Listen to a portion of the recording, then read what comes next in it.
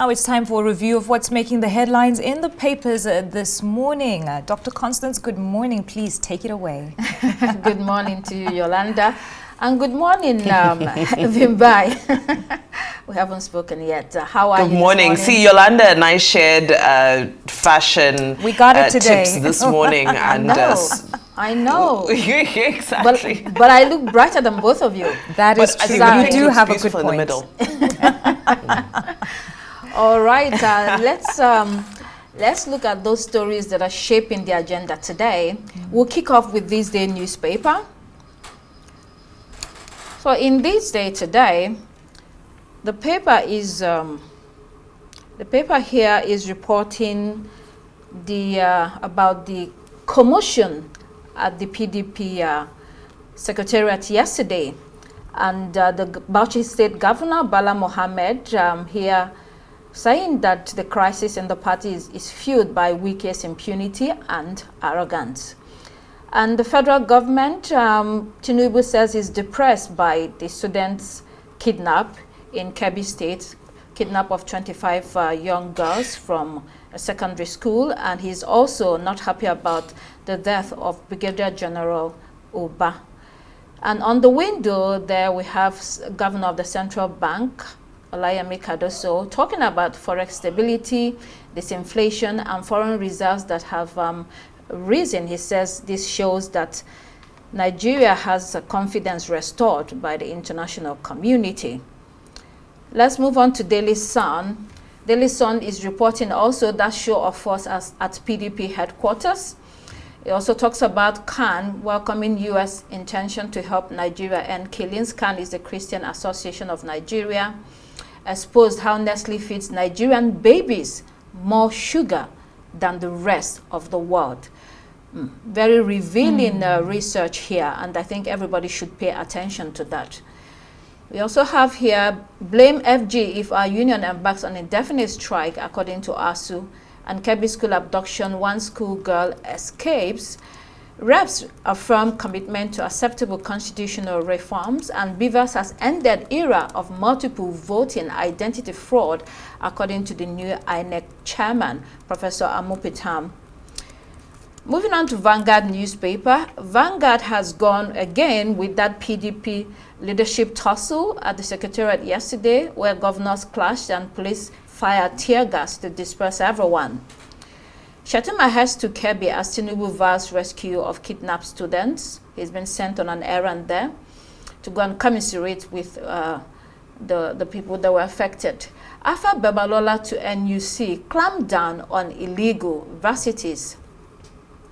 Also can insist there's Christian genocide in Nigeria. Nigeria's external reserve rises to $46 billion, highest in 7 years. The Guardian newspaper this morning reflects on, again, the worsening crisis in the PDP and the fears of one-party state that is ongoing now in Nigeria. People think that the opposition is dying and we are eventually going to end up with only the APC, the ruling party. Moving on to other sectors, reps probe oil sector, anchor brewers funds, abandoned projects. They're also reporting on that Kebbi school abduction and political backlash and regional alarms and setting of a military push against bandits.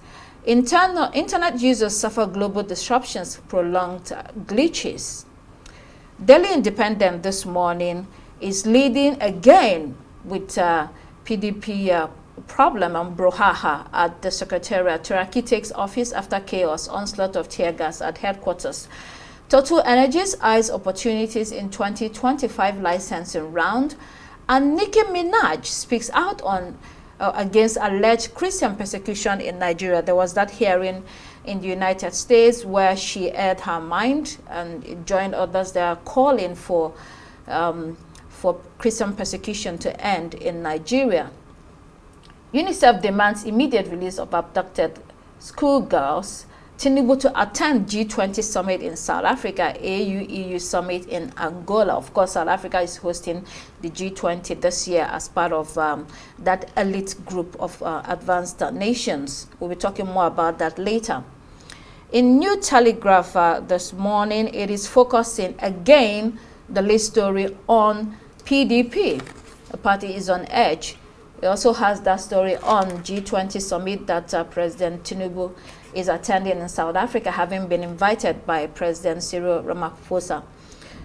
Also on Kebbi school girls, Khan agrees with Trump on targeted killings in Nigeria. The Punch, center stage here at The Punch, leads with Kebbi school kidnap, survivors relive night of horror. We also note that the wife of the vice principal that was killed narrated how horrific it was seeing her husband die or shot dead in front of her. UN discuss U.S. envoy Nicki Minaj decry killings in Nigeria. Forest reserves soar to $46.7 billion, 7-year high. Leadership newspaper, again, center stage, we have the kidnap of the girls. Senate seeks recruitment of 100,000 soldiers, probe of Safe School funds. The Safe School funds was set up after the kidnap of the Chibok girls in order to make sure that schools are safe, that people can go to school, not worrying about their safety or them being kidnapped. So the Senate is looking into how this has fared over the years. Banks deposit with Central Bank of Nigeria soars to 48.40 trillion naira. All right, let's move to the international headlines. Financial Times, royal salute. Trump hosts Saudi leader. And UK warns China against spying after their intelligence agency highlights drive to influence MPs.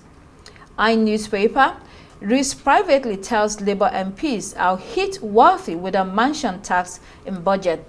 The wealthy are already fleeing the UK anyway because of multiple taxes since Labour came into power. So if she does this, there will be more people leaving the country.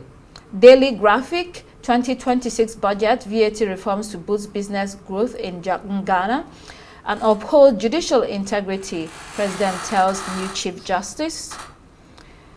The Citizen newspaper, teachers who rape, an epidemic that is going on in South Africa. The Daily Telegraph, Britain not ready to defend invasion, talking about how ready they are for any impending invasion into the country. Chinese threat has risen, one speaker with after fresh intelligence report from the British Intelligence Agency. All right, let's go back to this day newspaper. We'll begin with the window story on the economy. Week in, week out, we're bombarded with stories about how the current reforms has changed or is changing the face of things in Nigeria. This morning, it's talking about the rise in foreign reserves. Vimbai, quickly take us through this piece and what this means for the country.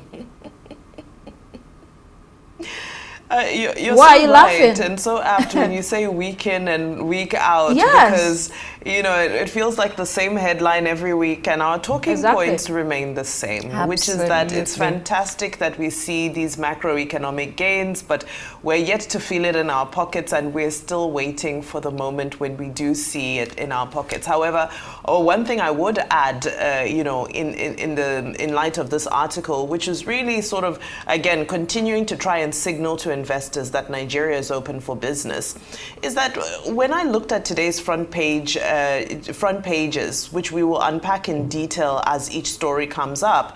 However, the general sense is that there's an overwhelming sense of anarchy across the state. A close friend of mine called it a Hobbesian state of dystopia, where there's just a lot of normalized chaos happening across the country. So, the central bank, I do empathize with them because in this, they're trying to, send the right signals out to investors to enable us to move forward. But when you see, the chaos with opposition parties, you see the insecurity, you see all these types of headlines, there's no macroeconomic indice that can cancel out the value of the rule of law when somebody is calculating the risk associated with their investments. So again, kudos to the CBN governor, but it's a reminder that there must be collaboration, that the CBN cannot be doing great work in a silo. They need the FG, they need the judiciary, they need the legislation, and they need all of these entities to be strong institutions that function independently and effectively. And only then, when we have the respect for the rule of law, when we have security of people and property, and when we have a situation where farmers, for example, are able to deliver their goods to the consumer, the security situation has been abated, then can we see trickle-down effects. But until then, well, I suppose I say congratulations to CBN and the macroeconomics. My pockets are still crying. Ultimately, politics affects the economy, and whatever political decisions are being taken affects that sector. Also, if the political problems of the country are not solved, by extension, it affects the economy in general. That's the bottom line. Let's see another story in this day. Bala Mohammed, crisis in PDP fueled by Wike's impunity and arrogance.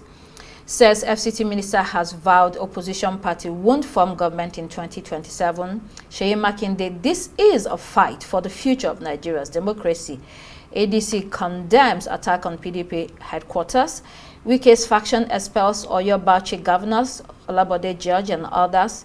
Party salutes Nigerians for supporting resisting attack at Secretariat. Absolute total commotion yesterday at the PDP Secretariat. We all saw that, with factions clashing with one another, people shoving themselves, what looked like hired thugs with sticks, chanting armed security agencies, armed to defeat, firing tear gas, and everyone running for their lives.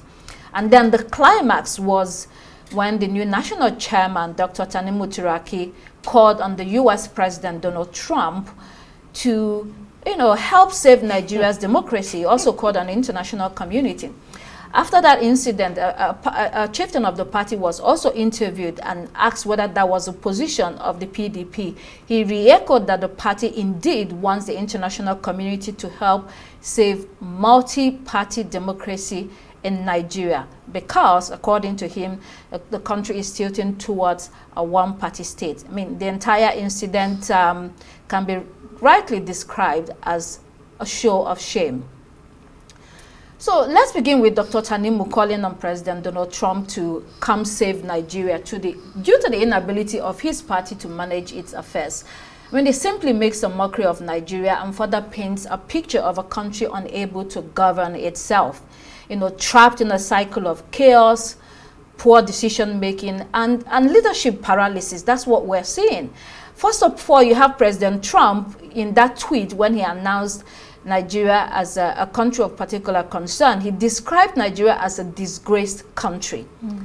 And so someone that already has no regard whatsoever for your country, calling on him, to come and save, multi-party democracy, to save your party, because this is now a party crisis, a party that is unable to handle what is supposed to be internal discipline. Such a man, I think this further, says that whatever tweet that he had tweeted was true. It demonstrates that what is happening in Nigeria and the whole world is watching is true. And it also shows that 65 years after independence, the country is unable to handle its affairs. And you also have, way back in 2018, continuing on Donald Trump, when he met with late President Muhammadu Buhari, he had said at that time that he met someone that was completely lifeless, and he never wanted to meet such a person again. Indication again that he has no regard for the country. How Nigeria has fallen so low. So the point then here is that Nigerians have to wake up, politicians absolutely have to wake up and do the right thing. There have been takes of people saying that the president and the ruling All Progressives Congress are responsible for the dysfunction that we see in opposition parties today, and they are trying to make sure that we become a one-party state. That is not an excuse. A lot of people are also expecting that President Tinubu will call to order his ally and friend, Nyesom Wike, from destroying the party because he says something about him. But if the president does not do that, it fits into that narrative that, you know, the party, the APC and the president wants to destroy the opposition. And for Minister Nyesom Wike, where does he stand? Does he want to be in the APC or does he want to continue to remain in the People's Democratic Party? Maybe it's time for him to make up his mind and do that. So generally, you know, the relationship between the US and Nigeria is no longer what it used to be. So anyone calling on Donald Trump to come and help them save democracy, it's not going to happen. Remember, you know, years back during President Olusegun Obasanjo, that relationship was solid because it was a totally different government. I remember that the former US Assistant Secretary of State for African Affairs, Jendai Fraser, worked very hard to oil the relationship between Nigeria and the United States, and it went very well. But over the years after the exit of President Olusegun Obasanjo, that relationship began to wane. Under President Yar'Adua, it was okay. Under President Goodluck Jonathan, it became worse, especially because President Obama did not want his return in office. And also there was that law, anti-gay law, that was passed in the National Assembly that the US had kicked against. And then when the APC government came into power under President Muhammadu Buhari, that relationship was almost completely dead. Again, in general, diplomacy, where we are today, a lot of diplomacy has to happen between both countries, of course, talking about that designation of Nigeria as a country of particular concern, but politicians need to do better. What is happening, you know, just says, absolutely, it speaks very poorly about Nigeria, very, very poorly. So I understand the latest developments in this saga are that the Turaki-led PDP, if I may call it that, have gained access to the office of the national chairman of the PDP. And, you know, I know some meetings are supposed to hold today, so we'll continue to see whether, you know, now that the Turaki-led PDP have control of that premises, if I may call it that, how things will play out today. But Dr. Constance, I think, you know, you've hit a lot of the right notes. For me, you know, what struck me is I remembered the president's words when he spoke about the opposition, and he said, "I do love to see you in disarray." But when we saw the scenes yesterday, I know that there's nobody who loves Nigeria who would have seen those scenes and been pleased. Absolutely. Because yesterday was truly a show of shame. Now, for me, when I unpacked it, I felt, okay, you know, in Nigeria, we do practice the presidential system, but we also take inspiration from the Westminster system, the Westminster parliamentary system from the UK. And one of the things in the Westminster system is that the opposition is government in waiting. And the opposition is known as loyal opposition. Not that they are loyal to the ruling party, not that they are loyal to the government of the day, but that they are loyal to the nation and to the constitution of the nation. The role of the opposition is to be a watchdog for the constitution. Now we see this, you know, brazen breakdown of the rule of law, the weaponization of police, because who ordered these police to behave in the manner that they did? Somebody did so. We see the waste of our precious resources when we have a security crisis in our country. And then furthermore, the opposition needs to remember that their role is not just to be a political rival. That's important. But their role is actually to be able to have the moral standing to hold the government of the day accountable. But what we saw yesterday in the PDP, they've relinquished any moral standing whatsoever to be able to hold the government of the day accountable. And we can blame the president, we can blame this person, that person, but the party in itself is supposed to be an institution that is able to operate beyond the impunity of one individual. So blaming Nyesom Wike is also the easy way out. The institution was supposed to be able to function. I'll cede the floor on that note. Because we have so many stories to look at and we're pressed for time. Let's see the final story in this day, talking about the kidnap of the girls in Kebbi State. The federal government says, or President Tinubu says, he's depressed, and also the death of that General Oba. I mean, Yolanda, do you want to have a take on that? Absolutely. I think many people are really feeling the pinch of what happened in Kebbi State because it's been reoccurring a little too often and the situation doesn't seem to be abating. Now, the president has directed VP Shatima to visit Kebbi and give reassurance to the families, but unfortunately it doesn't seem like the families and Nigeria at large is feeling pacified by the action that has been taken so far. You know, we're still talking about the death of Brigadier-General Musa Uba, who was recently killed. And I think all of that has become so overwhelming to now add this, you know, the sadness concerning these 25 girls that have been abducted.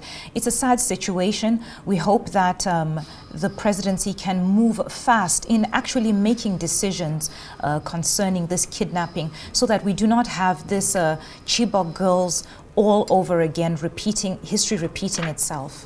All right, let's move on to Daily Independent, which is reporting this morning that Tinubu will be attending the G20 summit in South Africa and also the AU-EU summit in Angola. This is taking place November 22nd to 23rd, and this year's theme is solidarity, equality, and sustainability. Of course, there will be deliberations on a couple of things ranging from inclusive and sustainable growth, topics such as leaving no one behind, financing for development, debt burden, climate change, and a fair and just future for all.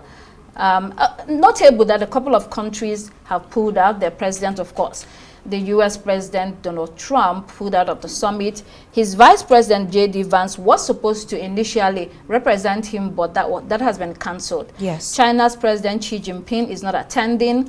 Other heads of state such as Argentina's Javier Milei, Mexico's Claudia Sheinbaum, Russia's president not attending because there's an ICC warrant on him, and the foreign minister was supposed to go, Sergei Lavrov, but he has also pulled out. But the AU, the EU, international organizations, and other countries will be attending. I mean, in the absence of the US, is that a spoiler? No. Well, maybe in a way, usually decisions and... Not anymore. Well, usually, hear my point, usually decisions and declarations made at this summit is agreed by all countries, and US is a big part of the G20, right? So some of the declarations and decisions that will be made here, will US counter it? You know that because it's been expanded from G7 to G8 that added Russia, and then to G20 where you have, you know, countries from the global south join. So, you know, countries like the US are not so much interested in, you know, the bigger issues of countries, you know, from the south, you know, equality, gender issues, development, climate change. He's a climate change denier. He wants to focus more on the global economy. So if there are decisions that are made that he does not agree with, definitely the US will veto it. It doesn't mean that this makes the G20 completely not what it should be, but it is a challenge because it is now an expanded group, and developed countries want something different. Developing countries also have their own agenda that they want to see met within the context of the G20. So that's the point, really. Did you want to Yes, add? let's not forget why the US has actually boycotted the G20. The reason behind this is because Trump is saying that there is a white genocide going on in South Africa, so he will not be going. And funny enough, the summit goes on. You know, I feel like the America is always, you know, coming forward with some of these, like this speculation about how this would be an opportunity for how Trump would then now have an opportunity to speak with Tinubu concerning the designation. There's so much going on that has actually nothing to do with the G20 summit.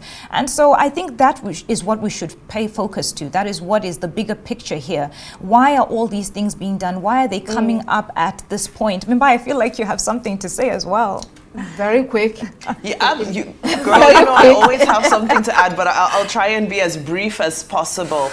You know, what's interesting for me is that yesterday, when asked what will happen, because South Africa is supposed to hand over the presidency of the G20 to the United States, right, the president of South Africa said, well, they will hand over to the empty chair, because the chair will be there and it will be empty. That's right. So it's going to be a very symbolic moment, I think, for the world, especially for the global South, to see those types of visions. And I think South Africa has also found a way to fight back. You know, they realized that, you know, the direct diplomacy is not working, so they're now looking at subtle ways to interact. But just to also segue to look at the summit that the president will attend in Angola, I think, you know, Dr. Constance, to link it to the fact that earlier you spoke about the glory days of Nigerian diplomacy. And I mean, I can't fathom how difficult it must be to try and be fighting these two fronts where there's, you know, there's heat at home and trying to keep up a strong diplomatic front to the world. But I think Angola is a great place for us to engage, especially as, you know, recently they honored General Murtala Mohammed posthumously. They honored Professor Gambari and also former President Olusegun Obasanjo for the contribution that they made to Angola's independence. So it's also just a reminder that, yes, as much as we may be facing our challenges, Nigeria, the giant, has played an instrumental role in global diplomacy, African diplomacy, and those days can return. Then, as I conclude, the person in the presidency who chose the word depressed to refer to the president's state of mind, I think we need to be careful with our words, because I think enraged with, you know, the terror happening would have been more suitable than depressed, which almost implies a state of weakness and vulnerability. Okay, we have to touch on the international headlines. So Tanzania, the president, Samia Hassan, has appointed her daughter and son-in-law as ministers in her cabinet, a reshuffled cabinet. She just won re-election, and she has just joined the long list of African presidents and heads of states that are, you know, treating the state as their personal estate rather than as a country.